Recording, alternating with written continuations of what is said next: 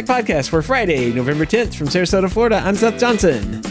From Reynoldsburg, Ohio, I'm TJ Huddleston. And from Pickering, Ontario, I'm Gavin Campbell. And welcome to the HomeTech Podcast, a podcast all about home automation, home technology, and garage door openers. Because yay, the big news. That's all we're going to talk about from now on. Yeah. Garage door openers and printers. And rats. You got to talk about rats. Oh, rats. Yeah. Rats. The rat garage door opener. It's probably the guy's initials or something. It's got a terrible name. They really need to go through a rebranding. Rat Godot. Yep. Well, I guess it's official now because Home Assistant announced shortly after I don't know if it was shortly after we recorded the show. I have no idea when they announced it. It was sometimes after we recorded Sometime after they recorded the show. Between last show and this show. Yeah. So somewhere in that week's worth of time, Home Assistant put up on their blog that they would basically be discontinuing and removing the MyQ integration that is built into Home Assistant sometimes in December. So it's not going to work anymore. They're not going to update it anymore. And then completely removed December 6th, 2023. And this, I guess, woke up a bunch of people who were using it and made the internet angry for a day. And I guess now there's all sorts of people looking for different options on what you can do to how you can control your garage door without using MyQ. Hey, MyQ is good if you're just using MyQ and their app. If you want to integrate it with anything, forget it. But if you're just using their app to open and close and monitor your garage, go ahead, enjoy your MyQ. As someone who's installed a lot of MyQ, it is not good even with its own app, which is the disappointing thing, right? Like, yeah, it doesn't integrate with anything, but like even their own stuff does not work that well. I was hoping they would. Yeah, it's kind of gotten it kind of like goes up and down a lot from what I understand. It goes down a lot. Doesn't it take like 2 minutes to close your garage door? Like it sits there and beeps at you or something like that? Well, that's a safety mechanism. And that's because of all the Home Assistant people that were using their servers. It slowed it down for everybody else. So now it's going to be more reliable with 200,000 less people on it? Yeah, I always like going up to my garage door and hitting the button and knowing that it closed. And then I guess theirs will beep at you and all that kind of thing. But there's options now that you're not going to use MyQ anymore because, Chamberlain doesn't want anybody to use their service, I guess. I don't know. It's kind of weird if you ask me.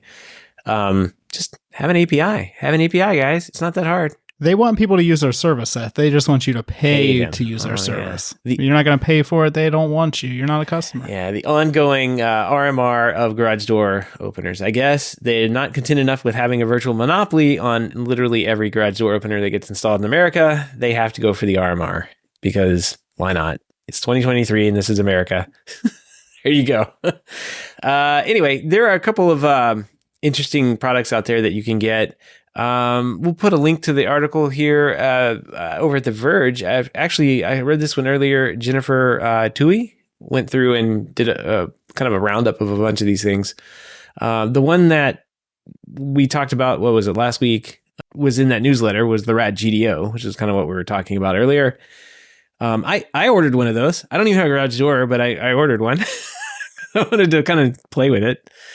No, that's not.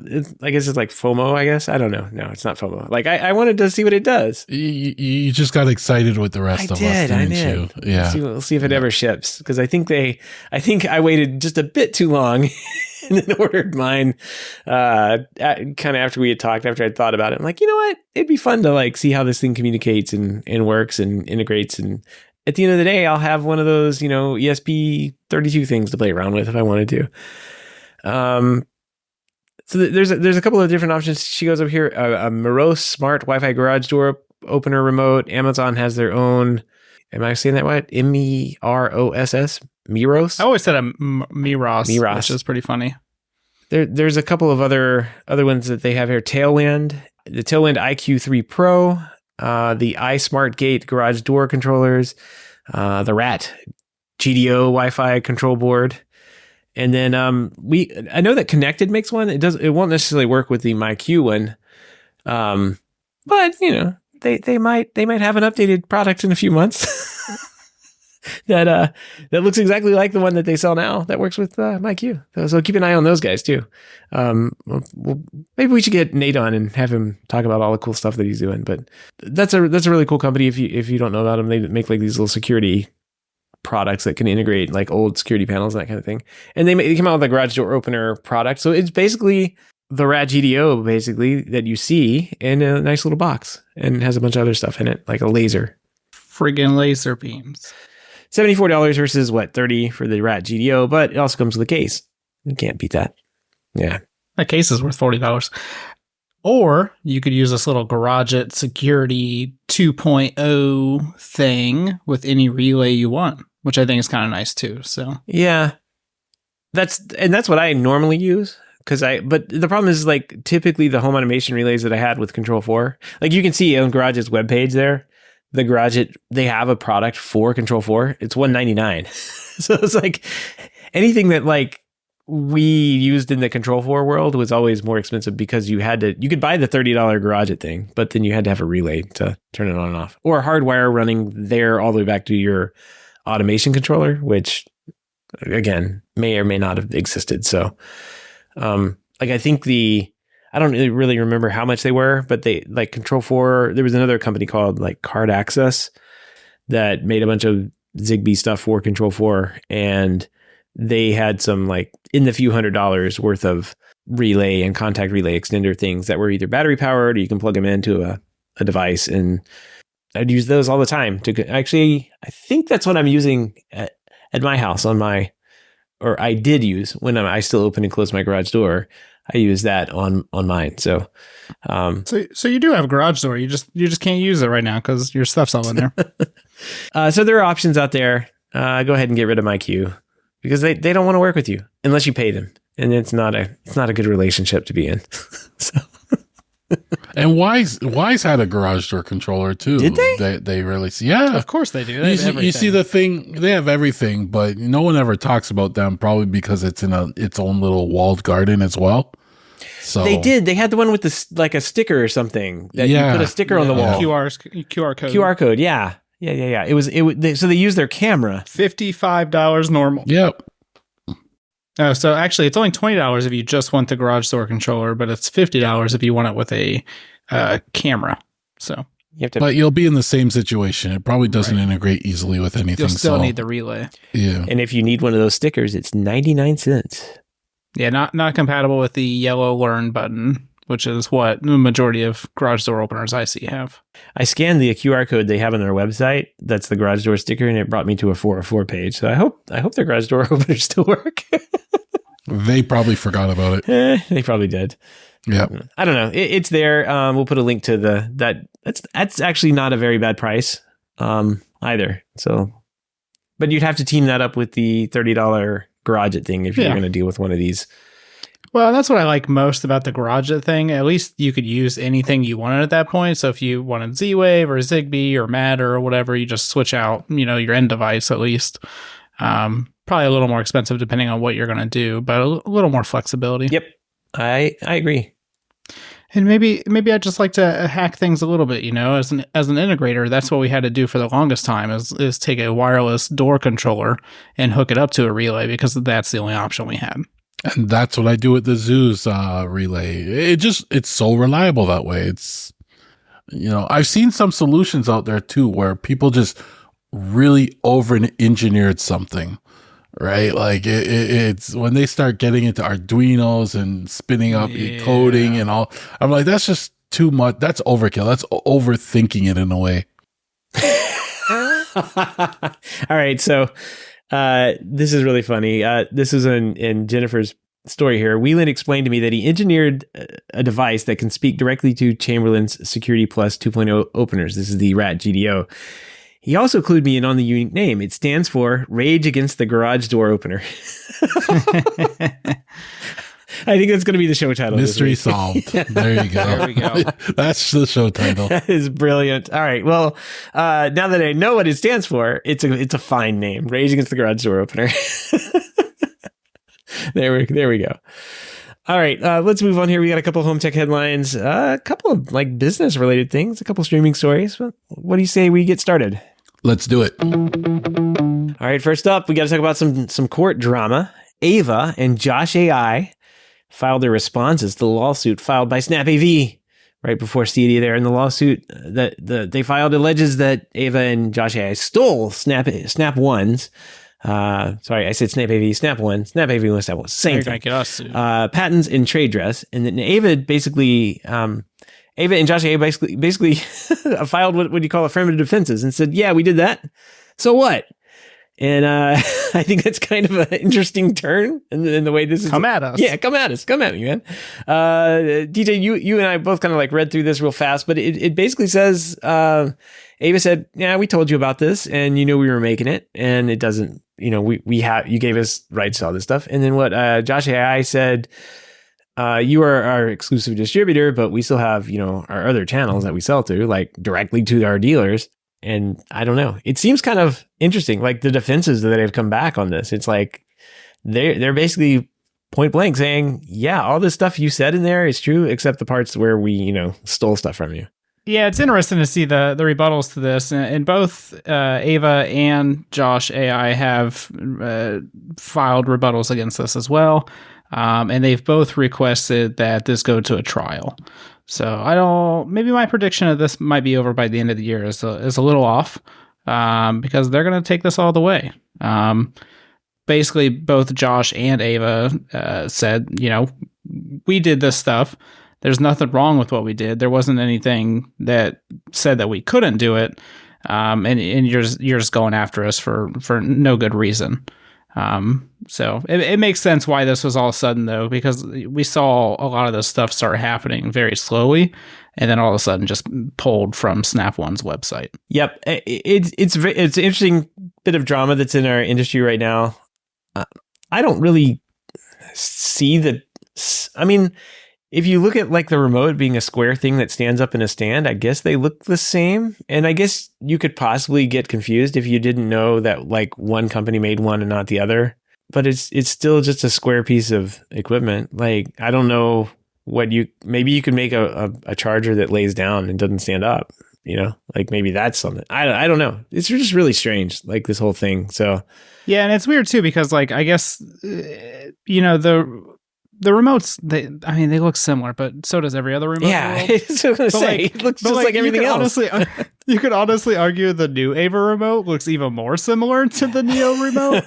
So it's like, well, you guys kind of blew your shot on that one. You should have just waited a little bit, and now you have this remote that actually does look the same. Yeah, I thought it was funny that Josh.ai was like, Ava came to us with this remote and offered to put their name on it. Like, why are you guys accusing us of all this? Yeah, it's a very kind of a funny. We'll put a link here to Strategy.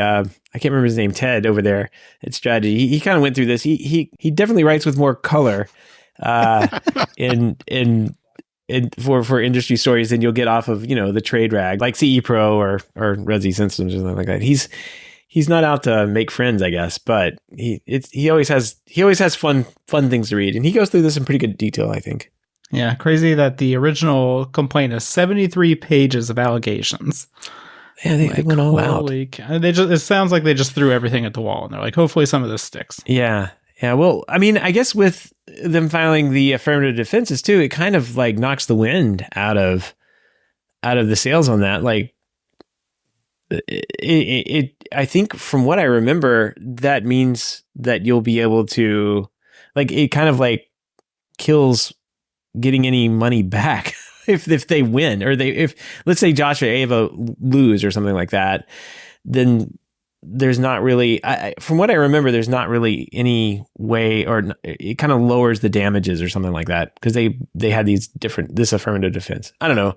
Court things, basically what's going to happen next, if you're wondering what's going to happen next, is the fun part of discovery, where both these companies go at each other and say, hey, give me all the emails or all the documents regarding this whole thing, all the communications that you had that may have mentioned this thing, and each of the lawyers will go through those and then come up with questions to ask in depositions against the executives. So maybe after all that, I don't know. I'm still hoping that this kind of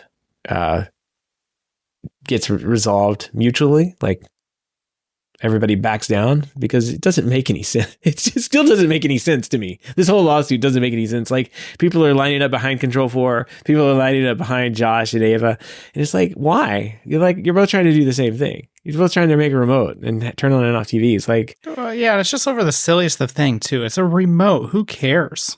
We just want a remote.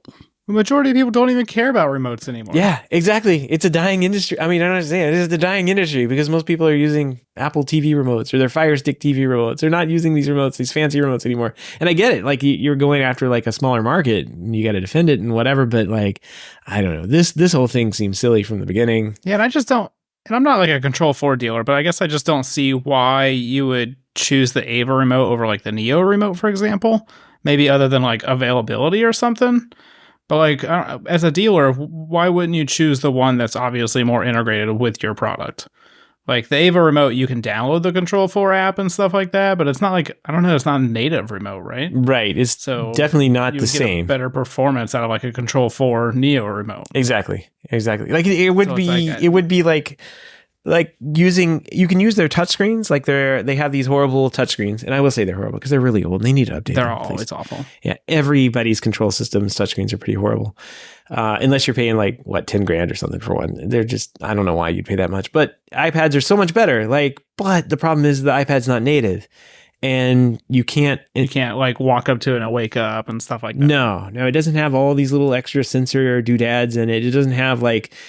You do have the ability to boot the iPad directly into an app and put it in like this captive portal mode thing, but it never works right. Like it's just such a pain. And then Apple's doing their updates and everything, and it can knock it off the network. And then it's just a pain. Like the better thing to do is to have the native touchscreen. It's the lower maintenance, less and if you need to update it, you just press a button, it updates. So like. If the choice is between an iPad and a Control 4 touchscreen, most of the time people do the Control 4 touchscreen. Like you said, it's native. It works better. It's designed to be that little thing in the ecosystem. So yeah, I don't know. I think this is just a weird flex. It's a muscle flex. Yeah, exactly. Hopefully it just kind of... Nice way to say of what I want to say, actually. Hopefully it just kind of goes away. Like they settle, they agree to disagree. That's what I'm hoping for. It's not good for anybody. Nope. Not at all. It's not good to look for Snap AV or SnapOne, in my opinion. SnapOne, yeah. It's because it makes me, I don't know, it makes me feel gross being a SnapOne dealer. Are you a SnapOne dealer? I am, unfortunately. Oh, I said you're not a Control 4 dealer. Okay, yeah. No. All right. Second bit of pro industry news here. Resi Systems has launched their annual State of the Industry report, which is they've aggregated some data from proposal systems like Portal and DTools, and they've got a distributor's perspective in here too. I think it was ADI, ADI Global, to kind of show that the residential tech industry continues to grow. There we go. Dealer sales from January through August 2023 were higher compared to the same period in 2022, with an average closed won proposal value increase of 4.29%. Top selling categories. Speakers, like by a wide margin, lighting control, networking, and signal distribution. I guess that's video and audio distribution. Shades and lighting fixtures are experiencing the most growth, with increasing sales and profit margin. And the report also highlights the trend of integrators expanding into adjacent categories, such as smaller commercial solutions. I've seen there's another story in CPro about one of the bigger dealers in Miami expanding into like landscape lighting, which makes sense. This is pretty cool. I guess. I mean, all I've heard from a lot of people in the industry is like worry about this recession, and like there's been no recession. Everybody I've talked to has been like, yeah, we're 3 weeks out. So I really don't know when this recession's happening. When are we going to get a break? TJ, when are you going to get a break? Never. I'm going to die like this, Seth. It's weird how many speakers are being sold. Don't tell my KEF rep though, because he's not gonna be happy with me if he sees this data. But I have not sold that many speakers this year. I don't know what it is, but maybe I'm just not talking to the right people that buy speakers. Yeah, I mean, there's a little graph in here that is hilarious to look at. It's so much more than everything else. Like TVs is the next highest thing, and it's like what $2 million less or something. Was that million or billion? Yeah, $2 million. Well, if you think about it, for every TV you sell, you probably sell another 7 speakers with it too, right? I mean, possibly. I guess. Yeah. And I'm like, what is this? Let's see. This is like the only thing I can think of is like the really big houses that have like 20 rooms of audio or something. Because, well, yeah, you're going to sell a lot more speakers then. Networking and control is basically half of speaker sales for the year, it looks like. And those are pretty much flat. I mean, speakers are like going gangbusters right now, evidently in August. All right, I have a serious question though. Why do they use the same colors for some of these? I don't know. I know they're not technically the same colors. Close enough, and I can't tell. Like lighting and projectors and screen is yellow. Like which one is which? They could have used a different graph style for sure. They could have done a stacked bar graph. I don't know, whatever. Yeah, let's do a little better. Yeah. But lighting is shooting up, right there. It's all because of Seth's software, though. Oh, yeah, sure. Yeah. I mean, that's right about July, August. I mean, that was Cedia. They're like, we can finally sell this stuff. It makes sense. Yeah. Good job, Seth. Yeah, I do what I can. To help everybody out. So networking is so low. I feel like networking would be so high. But I mean, yeah, I feel like it should be much higher. I guess not, though, because you probably have way more speakers than you have networking.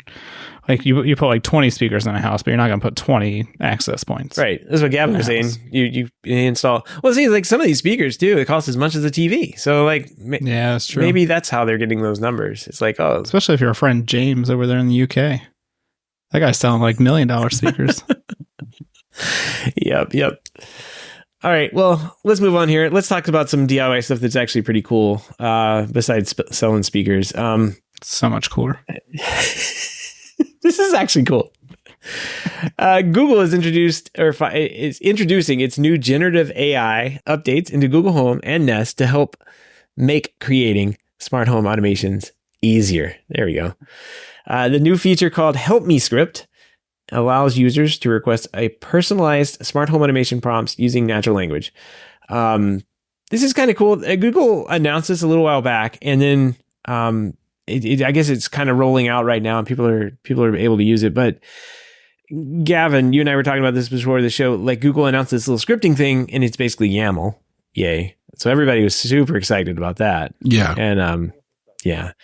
So what they've done, instead of you having to write all this YAML, is they've given you a little Chad GPT over there. You can tell Chad, hey Chad, write me a script to turn off my lights when the sun sets. And Chad will read what you said, and then he will write Gavin, this is what Home Assistant needs. I mean, they should just build this in. They have all the data, I think, that they could do this with. I think that if you put Chad GPT inside a Home Assistant, and made him write YAML all day, I think he'd go insane, and that would probably be what triggers the end of the world with the robot takeover. But I think that'd be a brilliant feature. But this is really cool. I really like it. I've used ChatGPT to do that though. When I had to write some automations, and I would tell it, write me an automation that does this, and it would spit out the YAML, and I just copy and paste it over. So, it's nothing new. They're probably using their own AI stuff. It's probably a little better what Google's doing, but you could do that today with Chat GPT if you're looking for something. My only gripe was Chat is a little behind, because isn't it like 2 years out or something like that? Or like, so it doesn't use some of the new commands and stuff that, Home Assistant introduced. And, it's changing like almost monthly, right? The free Chat is, but I think the newer one is up to date. Like they have a new Chad, the Chad version 4 or whatever it is. Yeah, that's the subscription Chad. Yeah, right? You got to pay like $20 a month or something for that. Yeah. I need a friend that has a subscription. Yeah. I've been using him more at work to do some mundane things. Actually, I did use him to program a Lambda because I didn't feel like writing it, and he got it wrong a bunch of times. And it didn't work. And I just kept copying and pasting the errors that were coming out of the JavaScript console. Yeah. And he's like, oh, I'm sorry. I misunderstood. And then finally he got it right. And I just uploaded it. And now it works. I've used it to get me started with code. So usually what it spits out doesn't work, but it points me in the right direction as to what I need to do. And from there, I fix it and do what I have to do. I mean, at the same time, that's not good because I'm not going back and telling it that it's wrong. So we're not really teaching it. It thought it was right anyway. Sometimes we got to go back and say, bad, Chad. Well, in my case, I think I told it to do something wrong from the beginning. I told it to use a specific library that I was familiar with. I was like, use this package. And it did, or tried a bunch of times to do it and it never worked. And I was like, okay, I said, go back to step 1 and let's try this again. And it went back to step 1 and printed out a blank thing and said, oh, you can use the library you mentioned or this other one. And I said, well, write it with the other one. And it wrote it perfectly and it worked. So go figure. I should have knows just it let it better do than its you. thing. I Yep, shouldn't yep. have insisted that they use this one I was familiar with. But yeah, all that work for 34 lines of code, I could have probably typed myself, but decided not to. Nah, it's not as fun. It was definitely a lot of fun. Do you find yourself writing a lot of code for Home Assistant, Gavin? Because I haven't really needed to touch many things other than like enabling certain things. I do it because I do some things that are not native to the system. Like I've wrote my own integration for my Foxcam cameras, stuff like that, right? So it Home Assistant's very powerful, but like there's certain things I want to take it a little further, and that's when I've written my own code. You don't have to though. Mm-hmm. What this Google thing reminds me of, this Google Script thing, it reminds me of the Shortcuts app that's in iOS that is just a completely non-intuitive way to program things, but people really like it for some reason. I love it. And I just can't stand using it. I do use it to I use it actually to gather our show notes up. Like if I see a story, I have a little script that will gather it and create the link for it and do all sorts of fun stuff. But I don't like using it. I don't like actually programming in it because I just want to get to the code, right? But it's just not doing that. Like if you look at the example here, the Google one is giving you the what their scripting is like a high level buttons thing, just like the Shortcuts is. Like it's high level, like this is what happens here. This is in this routine. Here's the action that tips it off, and then here's all the actions that happen after that. And what they're doing here is they're backing that up with YAML, which makes sense, I guess. And then you just type in what you want. It generates the YAML and you customize it, bring it over into your house. That's actually really cool. And then what I wish is like Apple could actually build that in. I mean, I know Siri's too dumb to do this. Like they'd have to build ChatGPT into the Shortcuts app, and it would make it a lot better, right? It would. Like if you could just tell the Shortcuts app to do something like this and have it knock out a routine for you, that'd be great. It's exactly what this looks like. I've tried to use the Shortcuts app a couple of times. It just seems overly complicated every time I go to touch it. So why is this like this? Yeah. It's very annoying to me, but I mean, when you don't have any other options, it's the greatest thing ever too, right? It's pretty powerful, and it has a lot of hooks into the HomeKit ecosystem that don't exist in HomeKit, and you can access like outside services from it or outside variables or things that integrate with the Shortcuts app that don't integrate with HomeKit can be brought in that way. So, I think it's powerful. It's just it's so dumbed down. I guess is how I should say it. Like it really is. It's very basic. Like you get these little blocks and you have to understand the messages that are passing in between, but there's no documentation on any of that. Like it doesn't tell you what it's doing. And that's the worst part. And then, I don't know, you just kind of have to like poke and prod and figure it out over time. And then it'll mess up and delete something and you'll have to start over, which I love too. It's very reliable. Anyway, Google has done something really cool, and I'm proud of them. And everybody should do this. It'd be great. It'll be dead in 6 months. Yeah, everybody should do this because everybody it's not going to work anymore in like 6 months. Yeah, they'll be done with it.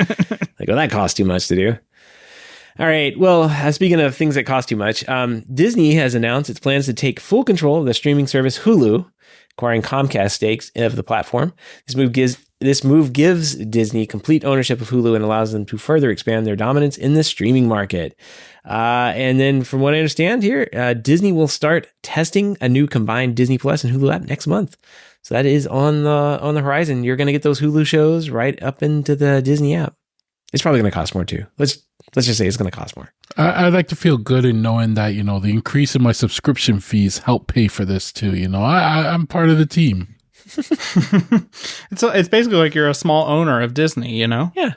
Very, very, very small owner. Yeah, it's kind of interesting. It's always been weird that they've only owned a small percentage of Hulu, so it only makes sense that they actually complete this and they just own the whole thing. But I imagine they're going to have to sell some stuff off eventually. Be interesting to see what they sell off.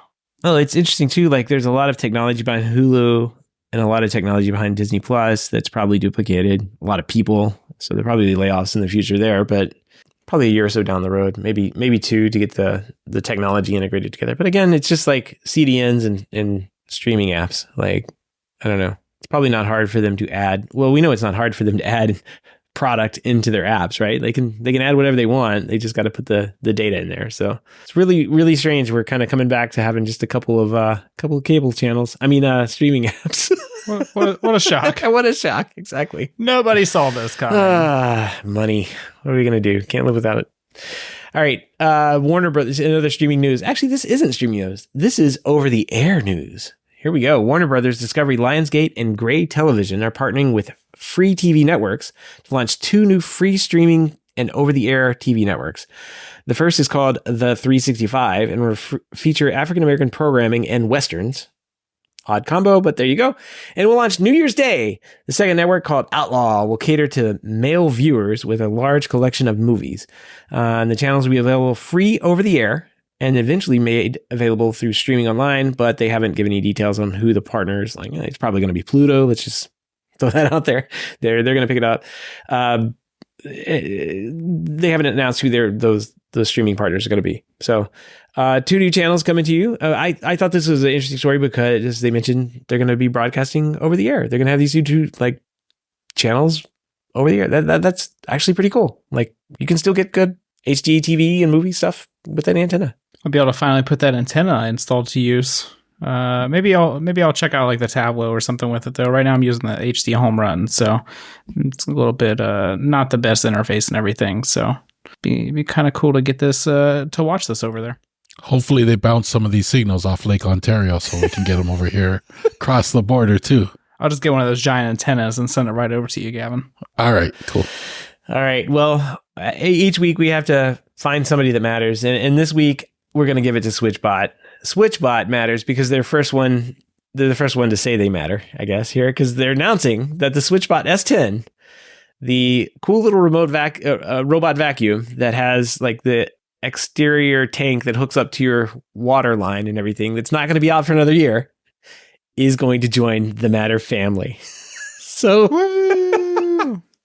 whenever this thing comes out, and then whenever Apple Home starts supporting Matter 1.2, you can get the Switchbot S10 to have a Matter and set up on Matter using the hub too, I guess.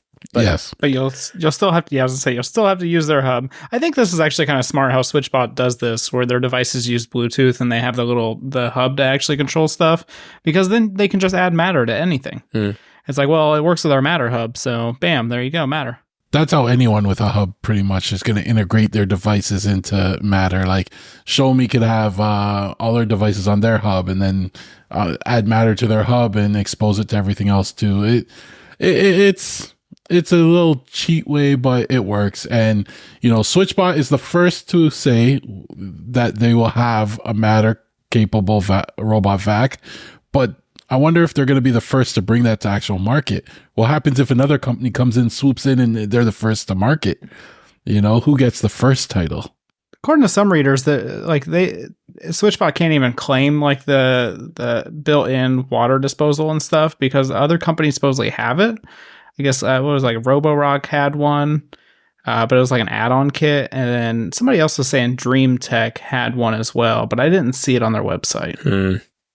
May not have been available in this market or something. Here's an interesting thing on this Kickstarter page for the S10, because again, it is not out yet, and you'll have to back it for $8.99 to get one of these things. $1,000 for this robot vacuum that's not going to be out for a while. They have a humidifier and dehumidifier. So you can actually add water to your humidifier via your vacuum. It'll just go fill it up over there. Or if you have the dehumidifier hooked up here in Florida, it'll go over there and take the water out of the dehumidifier and clean your floors with it. That's smart. You can have just a little ecosystem living in your house. Just doing its own thing. Exactly. That's brilliant. I was to say, that is actually really smart. Oh, too good. I thought the little hook up to your water line thing was smart. No. Dehumidifier here in Florida. That would make a lot of water for you. You just use that to clean the floor. You just need the self-emptying thing. Then you don't have to worry about filling it. Yeah, well, it comes with that, right? Like it hooks up to the little water station, and then drains it back into, it does self-draining. So it'll, in all seriousness, like this is the first one I'm like, I don't know. This is pretty cool. I might get this one. Especially if they start adding things on like this. That's kind of cool. I mean, honestly, this one is really cool to me just because you don't have to worry. I've always wanted the mopping robot vacuum thing, but the auto, like, I don't know. It would just be cool if it just auto emptied and auto filled itself, so I like pretty much never had to worry about it. I just wish it didn't have like the separate docking station thing, but I guess that makes sense. Yeah, so. yeah. And I really wish they had like a central vac add-on so it would automatically empty, everything in fact vacuums up too. God, everybody would bring out central vac systems again if they did that. Oh yeah. Because like they don't really do them in new houses around here anymore, but they would 100% start installing them again. They seem to do them like all the time here. Hide-a-hose was a big thing for a while. Yeah, they're not really that popular here. Florida, though, we did a lot of them. Yep. All right. Well, all the links and topics we discussed tonight can be found in our show notes over at HomeTech.fm/459. All right. Nothing in the mailbag this week, but we do have a pick of the week, and this kind of goes back against our rage against the garage door opener. TJ, you found a vintage garage door opener, and this thing is vintage. Like this thing is it looks ancient. It's a Sears garage door opener, and it works perfectly fine without MyQ. You don't have to have any RAT GDOs. You don't have to have any Chad GPTs to open your garage door. No, you just use this guy. Simple relay. Call it a day. Yep, what everybody wants. And Sears, I mean, it's probably still working. It's a quality brand. The only reason this person listed it is because they didn't have the little eyes anymore, the little safety eyes to make sure it didn't shut on you. You don't need those. But I mean, just go without it. You don't need safety. What if you have kids or something? No, come on, just put it on. If you're installing this in your house, you don't care about safety. Yeah. It's only a 3rd horsepower motor. It's not going to crush anything. This looks like it's from like the 80s, right?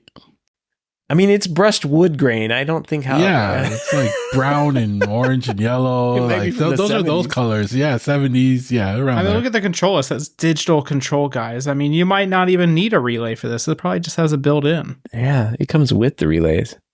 Wow. Just has a dial-up connection though. So and that orange light thing there. If you take that, I think I've seen this online. If you like soak that in like peroxide and put it under ultraviolet light for a day, it'll be crystal clear. It'll clear that right out. So I think this is a winner. I think you could get this. You could restore it.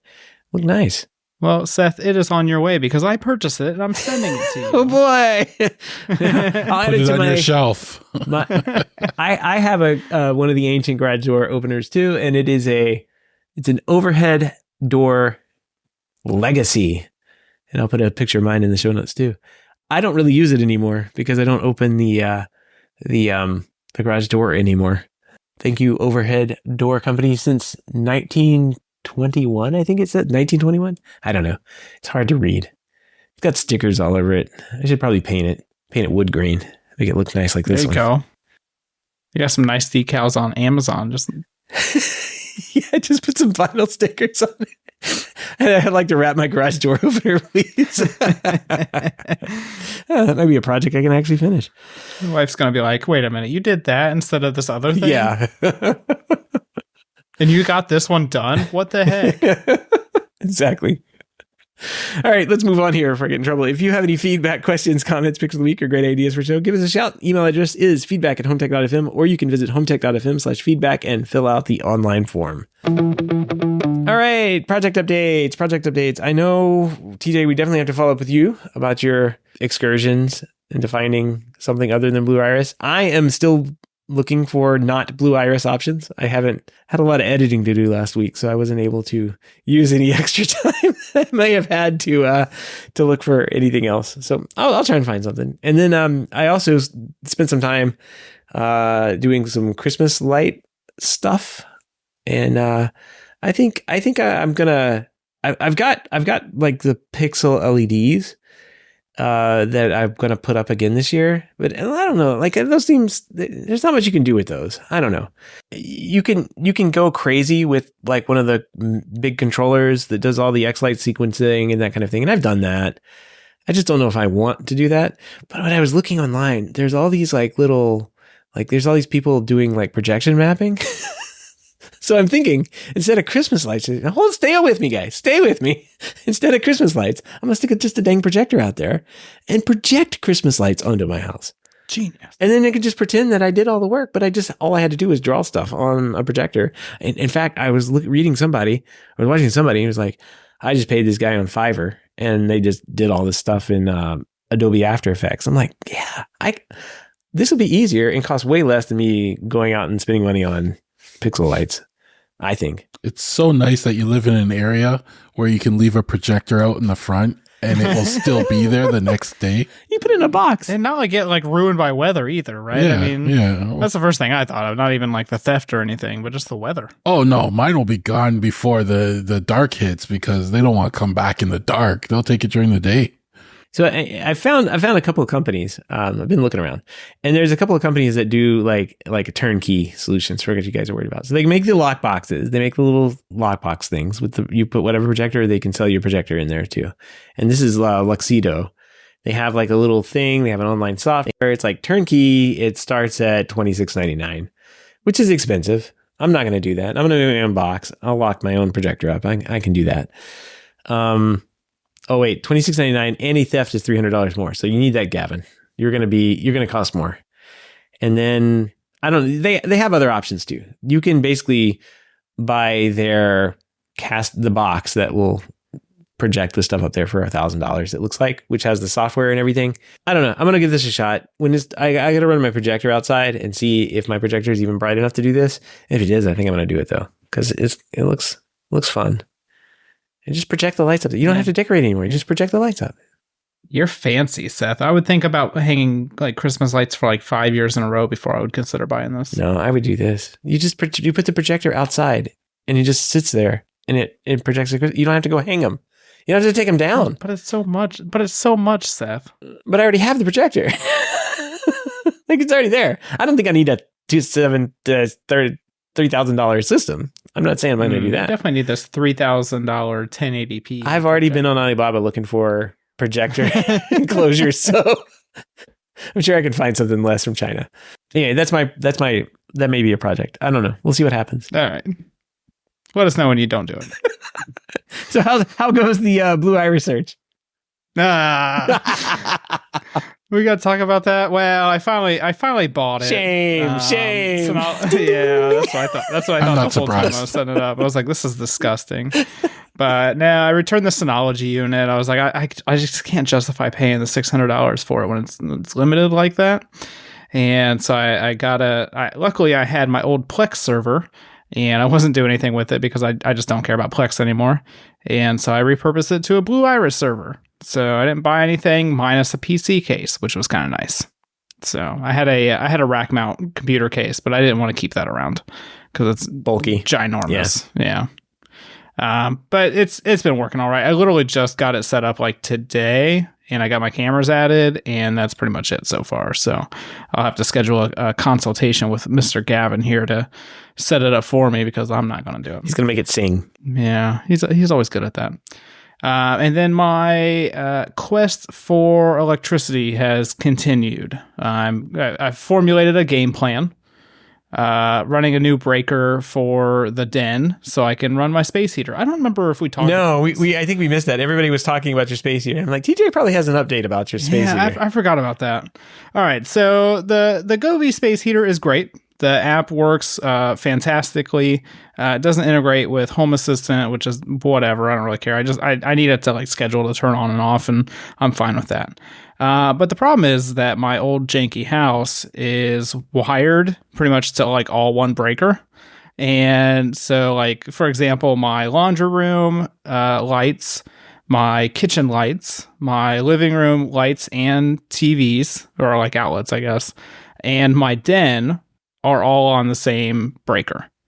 And so like that's fine because it's like, you know, most of the time like I'm pulling like 2 or 3 amps. I have the Emporia View 2 thing installed, and so I can actually tell how much power I'm using, and most of the time it's like 3 amps. So, you know, not that big deal. LED lights these days probably not a big deal. Yeah, and I'm using all LEDs at this point. You know, even the fans have LED lights in them, so it's whatever.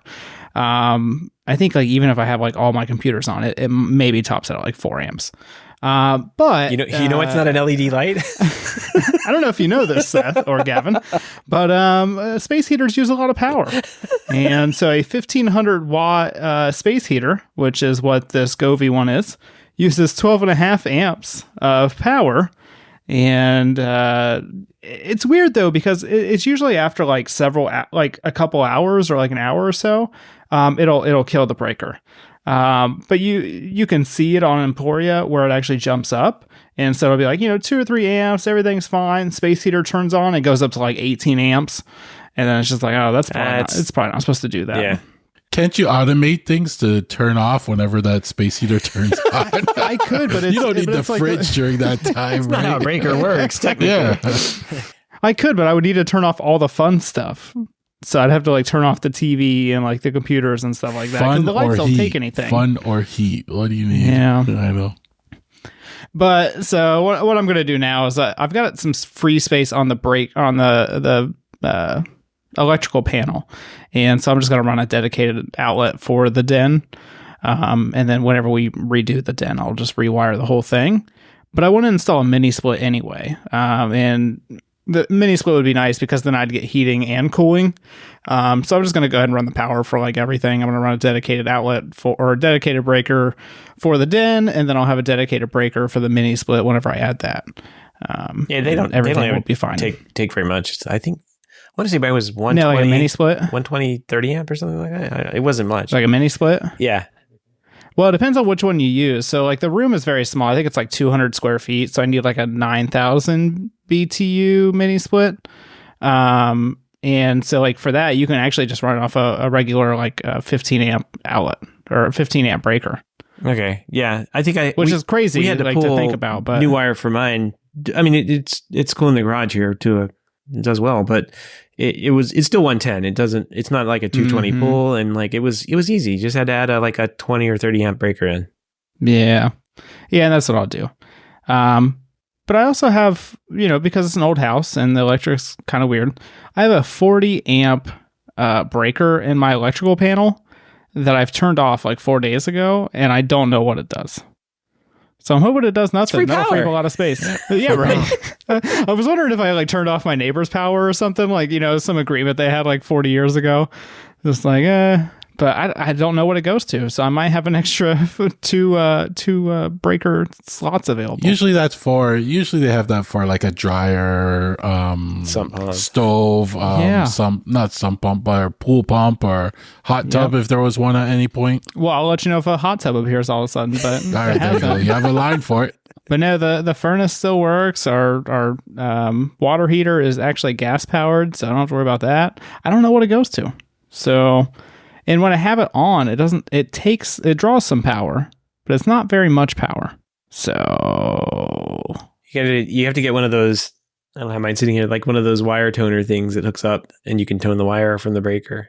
I haven't seen that for I have one for the outlet. Just take the breaker so off, if you have like an actual outlet, you just plug this thing in, and then it'll either trip the breaker or it's like a sniffer. Yeah. But I don't have anything that does that in reverse. I suppose you could just take the breaker off, and as long as there's no power on it still, which there could be, because you never know, then you can just tone the wires that way, I guess.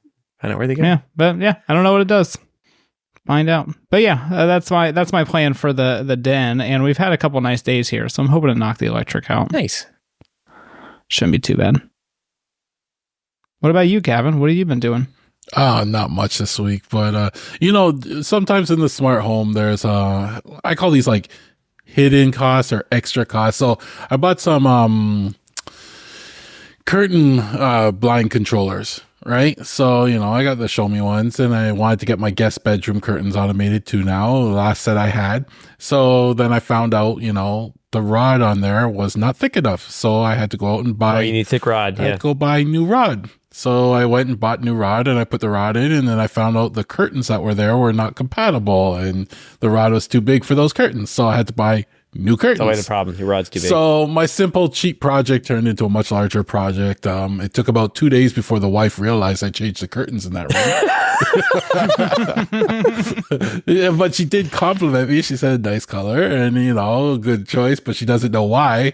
And I just said, I just felt like a change, so That's one thing I got done. The second thing is, so I've mentioned this before on the show, the Everything Presence One sensor. So, Lewis at Everything Smart Home, he created his own sensors and, was selling it. And he has the Everything Presence One and the Everything Presence Lite, which is a light, slimmed down version of it. And I picked one of them up, one of each of them up, and I've been playing with them this week. And what they are, they're, motion sensors. So, well, the Everything Present one has a PIR sensor, but also has a millimeter wave sensor in it. And the light is just strictly millimeter wave, but it also has some other sensors in there too, like temperature and humidity and stuff like that. So I wanted to see what all the hype was because everybody was talking so highly of this. So, I decided to jump in, grab a couple.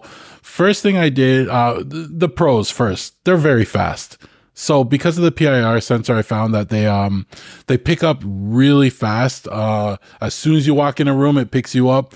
However, when it comes to the millimeter wave, I'm having a hard time keeping that thing working. Like, I guess I want it in my bedroom. So, you know, we know if we're laying in bed, if someone's in the bedroom and stuff like that, but it just keeps, you know, drop, like not detecting someone, then detecting someone, flipping back and forth. So I still got a lot of tweaking. I'm trying to figure out how I could get that, maybe positioning, something like that. But the integration with Home Assistant, really easy. It's just ESP Home. You installed it, it showed up. Really easy. I'm using beta firmware, which has a lot more features in it. It's been pretty reliable with that too. So, you know, I'd still want to give it some time, but they're pretty good. You know, for a general, somebody's walking through the room as a motion sensor type thing, I like them for, you know, they're not as easy to set up, I guess. So I'm comparing them to the FP2s, right? And the thing with the FP2s is you have a nice little app. The app has a nice little interface where you could draw out your room. You could see yourself walking around that room. You can create your zones and stuff like that. It makes it so much easier. This is a little bit harder because you got to like create your zones by specifying how many millimeters away it is. And yeah, I said millimeters, and that really threw me off when it was saying, it's the weirdest thing because we use millimeters, centimeters, and meters over here, but I'm so used to talking in inches and feet. So when it was like, oh, how many millimeters is it you need to detect? I had no clue. I could say the room's 10 feet, but I don't know how much millimeters that is. And when I was like guessing, I was like 4,000 maybe. I don't know. Right. Like the numbers start to grow up, but I guess, you know, I had to do a lot of conversion with that. But, the FP2 was just so much easier to set up and use, and it's been so reliable that I kind of prefer it between the two. But this, it feels like a little do-it-yourself project, something you can create yourself. He gives you a breakdown of all the parts he used in it and everything. He has the software out there, the ESP Home software. So if you really wanted to make one yourself, you can even replace the millimeter wave sensor if you wanted to. It's cool.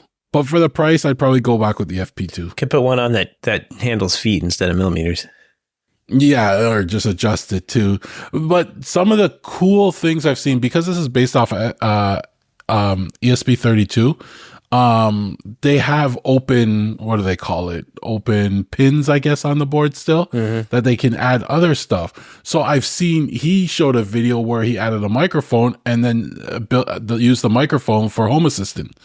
Right. So he added on a microphone to it. And I think the community said, hey, that's actually really cool. You should sell that. So that's kind of interesting. It was cool to see. And he basically says with the extra pins on here, you could add other stuff if you really wanted to customize it. I did see a message on what was formerly known as Twitter. Somebody was showing that it had Matter support. I guess they're working on Matter support. So they're able to add it to like HomeKit and stuff through Matter. So that's a future thing. I think they're probably working on that will add a lot of value to this as well. So, you know, keep an eye on this. It's, I could recommend it. I still at this point prefer the FP2, but these are really good for, as well. Yeah. It looks like a lot of fun. I mean, it's got everything you need on it, I guess. Pretty much. Yeah. Yeah. There's a lot on here, so that does look pretty good. It could track up to three people in a room, I believe. So that was something recently added to the beta for the Everything Presence 1. The Everything Presence Lite, it's a different millimeter, but the standard firmware can track multiple people in a room. So it's pretty cool. You gotta spend a lot more time tweaking it for your room. Right. Well, it's a little more. I mean, it's definitely more bare bones than what you get from the Aquara one. Like that one is nice. This one is a circuit board with the PIR.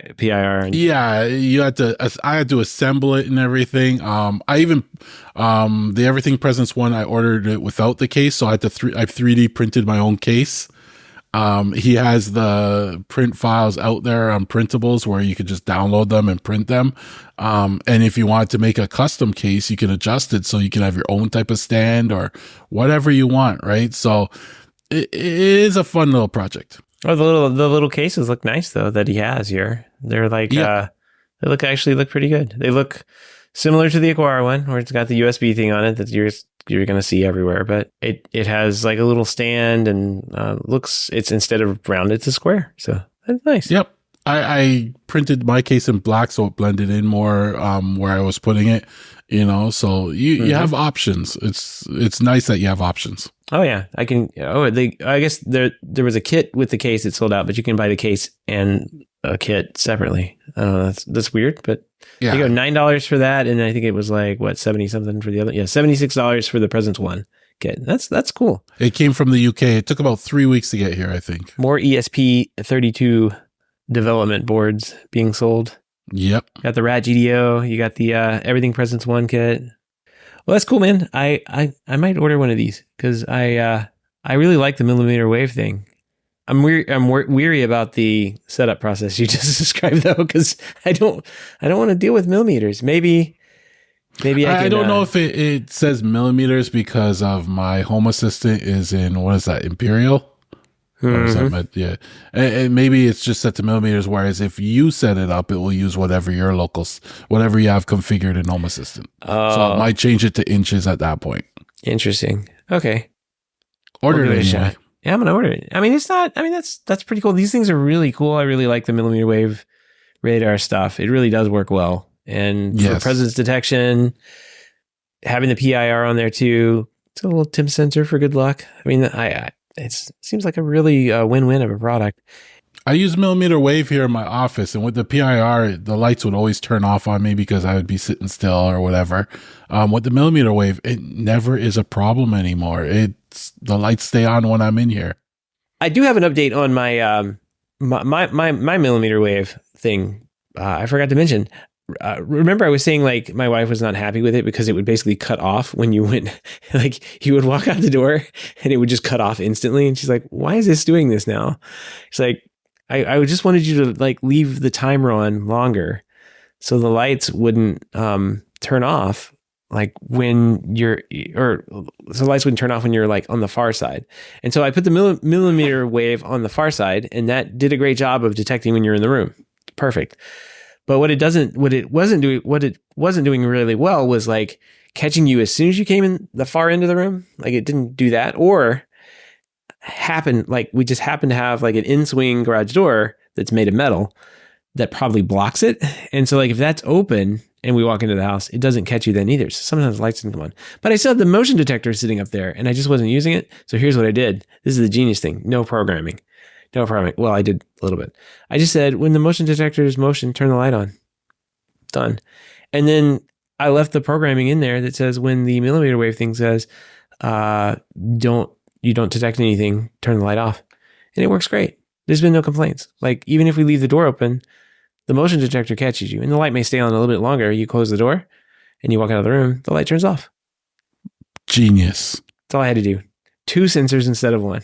And basically that's the everything sensor. I should just get one of those because it has the PIR. It has the millimeter wave. It probably would have solved all my problems. But I don't know. Maybe or maybe not. Depends on the room because it's one device. So you'd still have to stick it all the way at one end. Yeah. It's just a long, skinny room. Like it's a long, skinny room that you walk into and there's a garage door like halfway down roughly. But where I have it mounted, it blocks. Like if you open the garage door, I think it still treats it like maybe somebody's in the room. It doesn't really know what to do. So it just leaves the lights on and says somebody's still in there. And then if you close the garage door, though, nobody's in there, it'll turn the lights off, which is all I really want. So it's working in my little hodgepodge programming here. It's working great. And I didn't have to do anything crazy. You didn't have to add timers in or adjust anything. No YAML. No YAML. Yeah, exactly. So motion sensor, light on. Don't hit the millimeter YAML. wave, doesn't detect anybody, turn the light off. So Good job, Seth. I'm proud of you. it's got a 5-volt jumper thing that looks like 5-volt. It says 5-volt only. I wonder if I can power it that way and then not use the USB-C to power it and then power it like hide the wire. If that's the case, I don't know. You could print your own case. You could power it however you want. You could print a case where the wire's in the case and comes out the back if you want. Yes, that's what I want. You need to buy a $600 3D printer to solve a $5 problem. No, do it, Seth. Let's do it. I know a guy. We might as well just get a resin printer. Yeah. We'll just go all in. And then get a laser engraver so you can customize the front of it. I know a guy too. I know. It's not the same. You have to do it yourself. I'm gonna order it from you, and you can ship it to Richard, and he can laser engrave it, and then I'll get it here. Yeah, it works. Between you and having to set up Blue Iris servers, I'm gonna be busy. Yeah, I'm gonna be on the yard setting up a projector. I think. See how that goes. Until my wife goes, no, you're absolutely not doing that. But I got all these pictures that are going to be up underneath the house. I don't know. My house is like a long house, and I have the projector everybody says we should have. Like you're supposed to use a wide, short throw projector. So I have that. In the garage here, we use it to watch movies sometimes, and like I just don't know if it's going to work because my house is wide and it may not project on the whole thing. I don't know. The people that are doing it have like these 2-story homes where you can see much of the house, and for where I would put the projector, I don't think you'd see much of the house. So I don't know. Make sure I turn the sprinklers off though. Problems. Yeah, see, this is why I wouldn't do it. I would know that I would get it destroyed. So what happens if it rains? Is it going to be covered? Yeah, I have a little cover. I've done this before. I've done like a little thing on it. I did some projection on like little heads, and they sang for Halloween. They did a little like Haunted Mansion song thing. Those little heads, the little bus that sing. So I did that. But if you leave it out for months, is the moisture going to hurt it, or yeah, I don't think I'd probably like bring it in at the end of the night or something like that. So yeah. Anyway, I think that's going to wrap up the show today. We do want to give a big thank you for everyone who supports the show, but especially those who are able to financially support the show through our Patreon page. If you don't know about the Patreon page, head on over to HomeTech.fm/support to learn how you can support HomeTech for as little as $1 a month. Any pledge over $5 a month gets you a big shout out here on the show, but every single pledge gets you an invite to our private site at the Hub, where you and other supporters of the show can gather in every day and discuss the demise of if, then, and that. I think is what we were talking about today. And then I think Robert Spivak was in the Adobe headquarters showing off some. Oh yeah, those were some cool pictures. Yeah, and then Jimmy was asking about racks. Yeah. And that's the one thing I find about that HomeTech Slack channel is a lot of valuable information. People, with experience building racks, and I'm sure we shared some knowledge with him. I missed that one. I have to go back and look. Yeah. Oh, it's a lot. It was really good. A lot of good stuff. See, there's so much in there. You're missing out. I'm even missing out. I'm in there and I'm missing out. So if you're a sponsor of the show, you get an instant invite there over to the Hub. So check it out. If you want to help out but can't support the show financially, totally understand. Just appreciate a 5-star review on iTunes or positive rating in the podcast app of your choice. That's going to wrap up another week of HomeTech. Everyone have a great weekend, and we will see you next week. Take care. Till next time.